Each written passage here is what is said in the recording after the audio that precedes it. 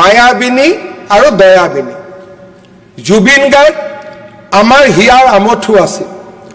জুবিনৰ মায়াবিনীয়ে অজস্ৰ অসমীয়াক ৰোমাঞ্চিত কৰে। জুবিনৰ গানে, জুবিনৰ শিল্পই, জুবিনৰ জীৱনে অজস্ৰ অসমীয়া যুৱক যুৱতীক যুগে যুগে প্ৰভাৱিত কৰি থাকিব। অধ্যক্ষ মহোদয়, মই গৌৰৱেৰে কম আৰু মই আজিও অত্যন্ত গৌৰৱেৰে কম, নিৰ্বাচনৰ পিছত জুবিনৰ জীৱন পৰিক্ৰমাত যেতিয়াই জুবিনক আজি জুবিনৰ নাম লৈ ৰাজনীতি কৰিব বিচৰাসকলে যেতিয়া জুবিনক সমালোচনা কৰিছিল, ব্যক্তিগতভাৱে তেওঁৰ লগত মই সদায় থিয় হৈ আছিলোঁ।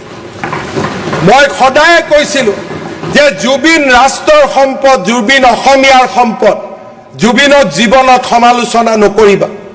অধ্যক্ষ মহোদয়, জুবিনক জীৱনত সন্মান কৰা আৰু মৃত্যুৰ পিছত ব্যৱহাৰ কৰিব বিচৰা দুখন সমাজৰ সৃষ্টি হৈছিল ইলেকশ্যনৰ আগত। যিসকলে জীৱনকালত জুবিনক নিৰ্মমভাৱে সমালোচনা কৰিছিল, তেওঁলোকে জুবিনৰ সমাধিলৈ গৈ অসমৰ ৰাজনৈতিক যুদ্ধখনক তেওঁলোকৰ ফালে লৈ যাবলৈ চেষ্টা কৰিল।